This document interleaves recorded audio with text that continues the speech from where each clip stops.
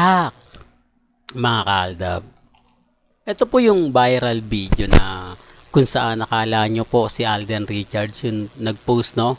Ginamit po yung social media account ni Alden Richards para nga po mas klaro, mas maganda, di po ba? Ito yung pinapaliwanag ko lagi na kapag ka nag-i-edit po sila, okay lang.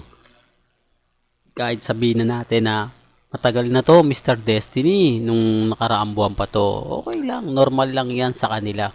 Pero kapag tayo, bawal. Yan ang isa sa rason kung bakit po nagiging mas matatag, mas nagiging kampante ang Aldab Nation. Kasi kami po yung tipo na gagawin po namin lahat para kay Lamengay at kay Alden. Doon lang naman po kami nakapokus, kumbaga mag-iimbestiga, paghahanap ng mga ebidensya at resibo na ginagamit lang po talaga si Alden Richards dahil may bagong pelikula nga po sila Catherine at si Jericho Rosales na kailangan ma-build up, kailangan ma-promote sa pamamagitan nga po ni Alden Richards. Sabi ko nga po sa inyo, sino nga po ba talaga yung sikat sa dalawa? Sino nga po ba talaga yung masasabi natin na hindi nagpapatinag? Sino nga po ba talaga yung magsasabi na kampante sa isa't isa? Kaya nga sabi ko sa inyo, relax lang po kayo. Di po ba? Maging matatag, maging kampante. Sa dami po ng mga kumakalat sa Instagram, sa social media, di po ba mapapaisip ka rin eh. Ang problema lang po, ang daming bitter, ang daming mga sinasabi na ganito, sinasabing ganyan. Di po ba? Halata naman po talaga na affected po sila. Halata naman po talaga na galit po sila. Kasi bawat update ko, kumbaga pambasag lang po talaga eh. Sino nga po ba yung mas nakikinabang dito? Sino nga po ba talaga yung masasabi nyong kumbaga nakakakuha ng atensyon? Hindi po ba ang Catherine fans? Kaya ang sabi ko si Alden Richards, sikat na po ito. Kapag sinasabi ko to, marami nagre-react. Eh sikat din naman si Catherine, Mr. Destiny. Viral nga lagi si Catherine eh. Pero yung mga kasama niya, katulad ni Jericho, di po ba? Hindi naman, although sabihin ko sikat po yan, pero malaki na po yung pinagbago ngayon eh. Malaki na po yung, kumbaga, epekto ng matagal ka na hindi gumawa ng pelikula. Di po ba? Kasi kung titignan nyo si Bea Alonso at si Alden Richards, sikat na sikat si Bea, itinandem kay Alden. Yung Startup PH, hindi man lang nag-trending o hindi man lang nag-top 1. Di po ba? Laging top 4. Ang naging top 1 yung teleserye nila Dennis Trillo at ni Barbie Fortesa. Para lang klaro, alam ko hindi to alam ng iba. Alam ko, kumbaga, hindi masyado sila dyan nakatutok. Di po ba? Dapat nga po may pelikula sina Alden Richards at si Bea Alonso pero hindi nag-boom.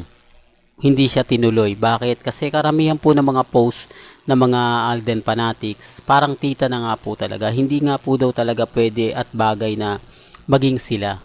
Kasi kumbaga may edad na si Bea eh. Dapat nga po daw tita na talaga. At si Alden Richards yung komportable na mas bata po sa kanya.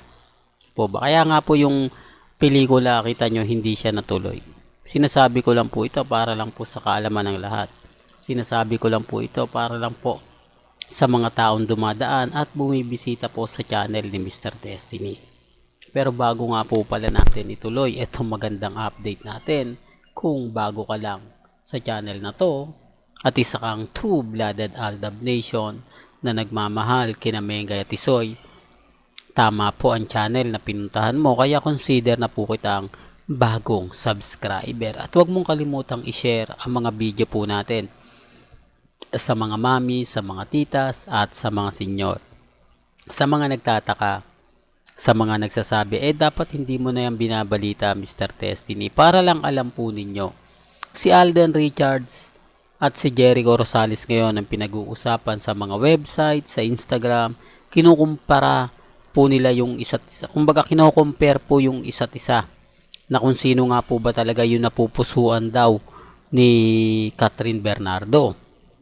Kumbaga parang nga po daw ganito, parang nga po daw ganon. Tapos yung hello, love, goodbye, hindi naman po papayag si Direk Cathy Molina na ilagay po dun si Jericho Rosales. Kahit sabihin na natin na kumbaga gusto ng mga ng mga cut nail fans. Ibig sabihin ng fans nila Catherine ni Jericho. Sa tingin nyo po ba, doon pa lang kay Direk Cathy Molina, hindi na yan susugal eh. Po ba? Hindi na yan, kumbaga, hindi, baka hindi mag-click eh. Di po ba? At eto yung pelikula nila Catherine at ni Jericho, pag inilabas dito magkakaalaman kung magbubong pa. Di po ba? Kaya ang sabi ko sa inyo, wala pa pong eksaktong araw, buwan, kung kailan nga po magsisimula ang pelikula nila Alden at ni Catherine Bernardo. Kasi sabi nga po ni Richard Polkerson, mga August. Pero hindi pa po sigurado yon kasi sobrang busy nga po niya. Di po ba? Although gagawa po talaga sila ng pelikula, pero si Alden Richards pa rin na masusunod. Si Alden pa rin ang magsasabi na kung kailan, di po ba, kung saan. Kasi sabi ko nga po sa inyo, lagi ko naman pong pinapaliwanag to at lagi ko naman pong sinasabi. Tignan nyo po muna yung mga, kumbaga, schedule ni Richard Polkerson, punong-puno. Di po ba? Punong-puno talaga. Kaya nga sabi ko sa inyo, imposible po na may mga bagay-bagay na ganito. Imposible po na may mga sinasabi silang ganito, sinasabi silang ganyan. Kasi yun naman po talaga yung buong kwento. Yun naman po talaga yung buong istorya.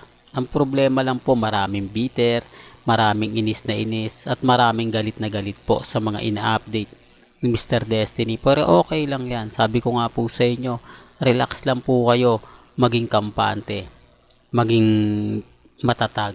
Di po ba? Kaya wag po kayong basta-basta magpapa-apekto sa iba. Well, hanggang dito na lang po ang ating latest updates. Kaya kung gusto nyo pa po ng pinaka-latest at sariwang update, abay tumutok lang po kayo dito po sa channel ni Mr. Destiny para updated po kayo sa mga bago at sa mga latest na i-upload po natin maya-maya lang.